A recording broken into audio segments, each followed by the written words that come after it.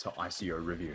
This video is really more for the channel than anything. Lots of people in my life look kind of from the outside looking in on the crypto world, wondering what my fascination is and, you know, why ICOs and all of that. So let's put it out there. Let's put it on the internet for everyone to see.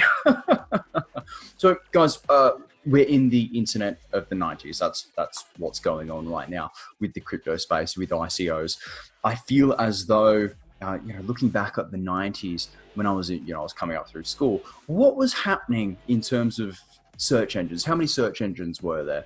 AOL, Google, Yahoo. Yahoo was a thing.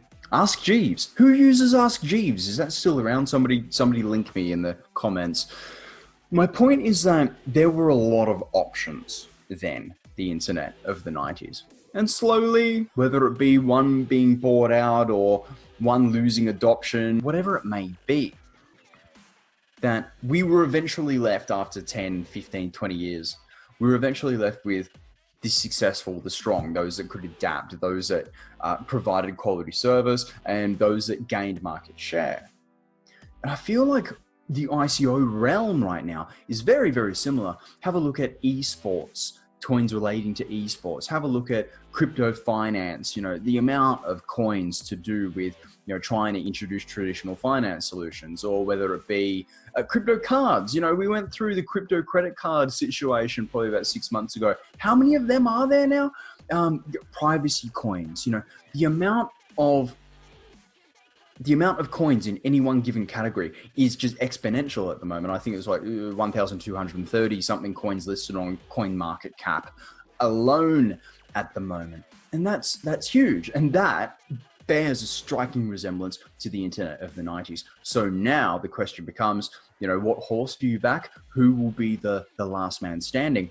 I don't know. And that's what's fascinating, being in a position to watch these companies rise, fall, launch, see where customer adoption is going, or in this case, investor adoption is going.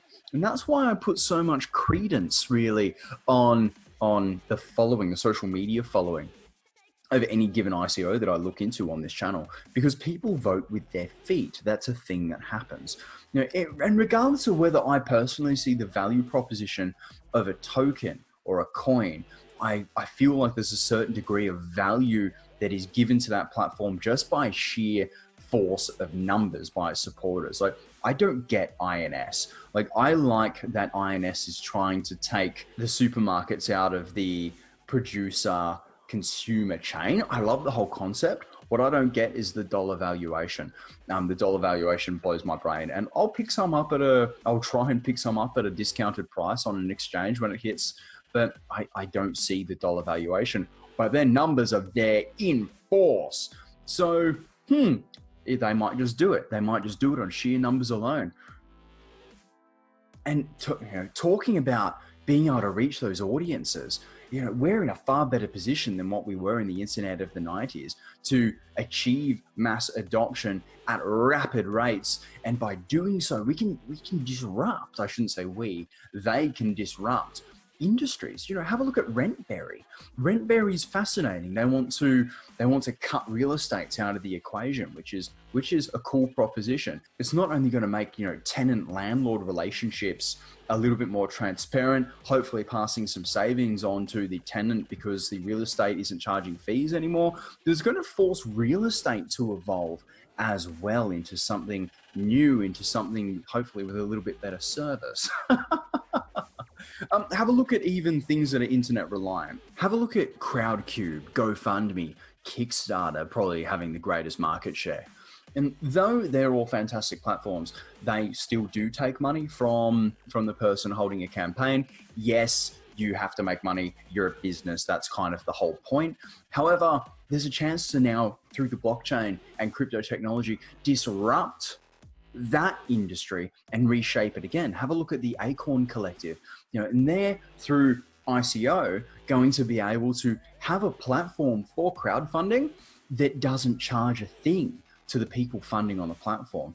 Now, obviously they'll make all of their money through ICO phase, but think about the implications. Even that 5% that, say, Kickstarter might charge to somebody trying to trying to generate a campaign on their platform. Let's say little Timmy needs a cancer treatment, yeah? So, which is a terrible example to use, but 5% of whatever little Timmy raises, that's still 5%. And that 5% could go to treatment, that 5% could just go to quality of life. I mean, yeah, a PlayStation in the hospital isn't necessarily going to cure him, but damn right it's going to help his frame of mind. So if you consider now that 5% will be present for you if you use the Acorns platform, that's huge, and that's only achievable. That aspect of crowdfunding is only able to be disrupted through crypto, through the blockchain. And that's exciting. That's amazing. You know, and then look at the future of tech. Have a look at VR, for instance. I think VR will be in every home in 10 years. And we've got Vibe. You know, look at Vibe's platform. Vibe is, I love Vibe. You know, bringing concerts to your lounge room. Can you imagine, you know, whatever you're into, Elton John releases limited 500 tickets, you pay a premium, bang, strap on your headset, you and only 500 people in the world will ever see this one-off live performance with whoever it is you're into. And I love that idea. Have a look at Spective, which is changing VR to be almost a YouTube, you know, monetizable VR content for creators and also for curators, you know, people that are sharing VR and people that get a video some traction by posting it on Reddit or Facebook, etc. They get compensated too. You know, guys, we're on the doorstep of the future. I hate to say the sentence, but the future is here. You know, we're there, and it's happening now, and it's an exciting time to be alive. That's why ICOs. That's why I'm doing this, guys. It's bloody fascinating. Anyway, that's out there for the internet to see. I have been your crypto enthusiast, and I'll see you in the next video.